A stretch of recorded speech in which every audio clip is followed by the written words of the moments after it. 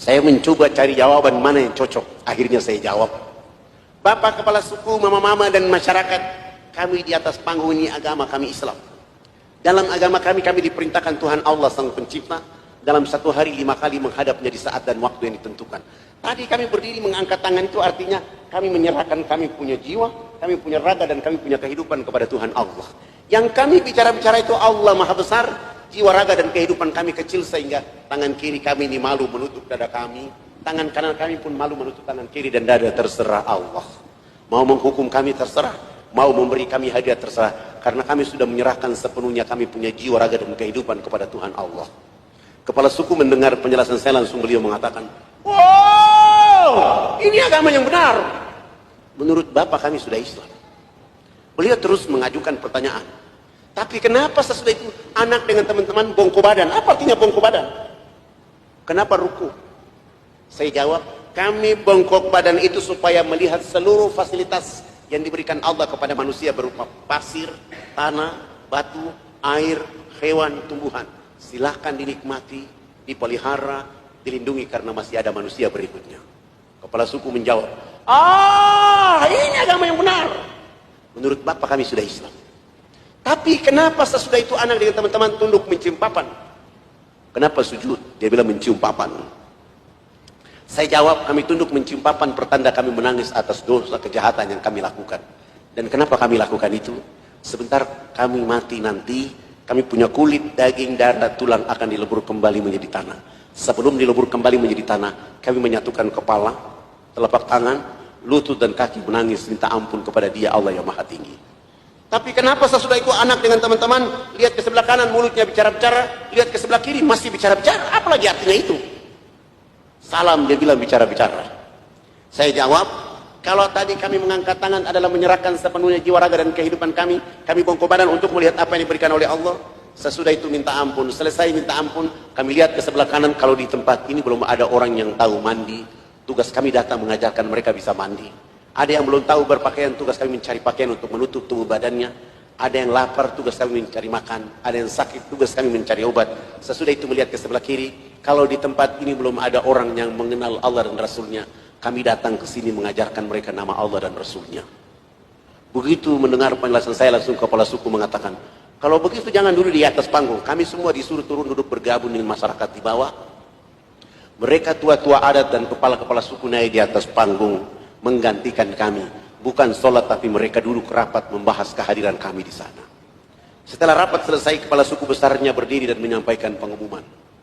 Hari ini kita senang karena anak-anak sudah datang mengajarkan kita agama yang benar. Maka dalam rapat adat kami sepakat kita semua yang ada di lapangan masuk ke dalam agama anak-anak ini.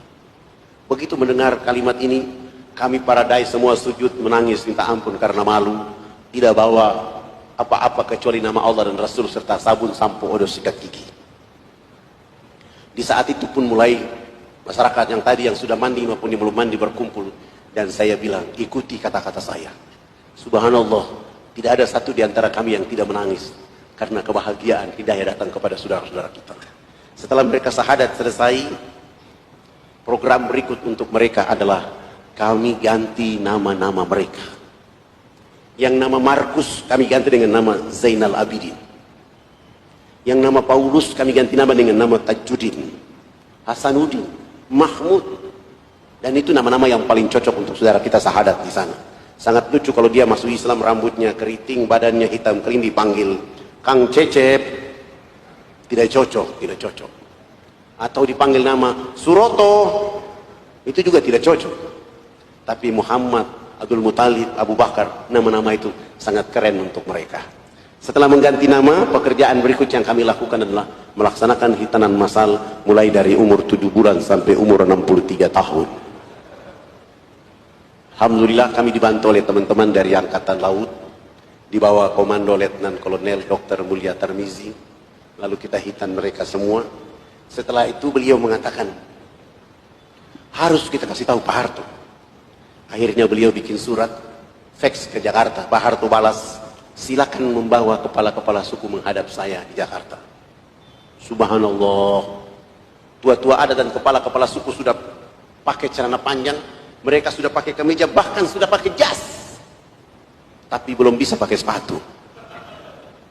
Karena ukuran kakinya rata-rata nomor 47. Tidak ada jenis sepatu itu di sana, terpaksa kami menggunakan sandal jepit kelebihan tumit.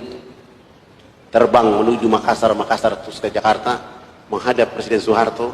Kami datang ke rumahnya, beliau menyambut kami di depan pintu rumahnya dengan salaman, dengan warga negara, masyarakat, kepala-kepala itu dibawa masuk ke dalam ruang tamu. Dikasih minum, Pak Harto sudah menyiapkan oleh-oleh berupa baju gamis, batik, kopiah, sajadah, dan celana untuk kepala-kepala suku, dan uang tunai. Saya ingat waktu itu satu orang 50 juta. Dan Pak Harto juga menyediakan uang tiket untuk bisa pulang.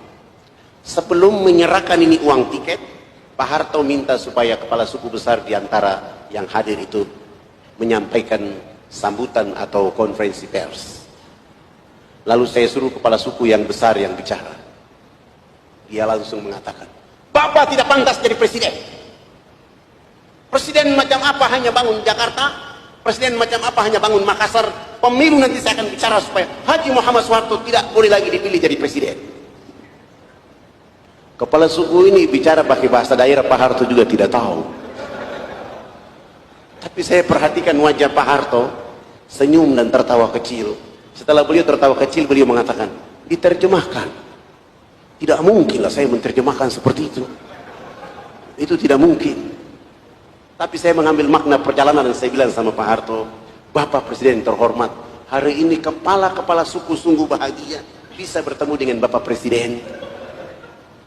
Dan kepala suku besar tadi mengatakan, Haji Muhammad Soeharto layak jadi Bapak Pembangunan Nasional. Antara tafsir dan terjemahan memang berbeda. Tapi lah ini bahasa dakwah lah. Begitu beliau mendengar tafsir bahasa itu, langsung menelpon Menteri Agama. Kepala-kepala suku dan tua-tua adat itu ditetapkan naik haji pada tahun itu juga. Pak Harto pun menelpon Menteri Agama menetapkan agar tiap tahun 75 orang pergi haji melalui jalur dakwah yang dilakukan oleh Ustaz Fadlan.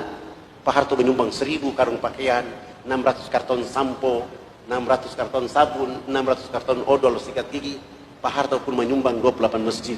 Dan program nasional Pak Harto adalah pembangunan 917 unit rumah layak huni dengan program ABRI Masuk Desa. Tidak saja sampai di situ. Pak Harto mengatakan dakwah dari Jakarta ke kampung tidak boleh pakai kapal laut, tapi menggunakan pesawat Hercules dari Halim Perdana Kusuma. Subhanallah, Pak Harto sudah tidak ada, tapi jejak kebangsaan Indonesia dan dakwanya tersimpan rapi sampai hari ini. Anak-anak yang sahadat dibawa keluar sekolah di Muhammadiyah, Jakarta, Jogja, Semarang, Solo. Bahkan hari ini mereka ada yang sudah jadi camat, ada yang sekwilda, ada yang sudah jadi bupati, ada juga yang sudah jadi tentara polisi. Mereka menikmati apa yang ditetapkan oleh Pak Harto pada pembangunan masa lalu.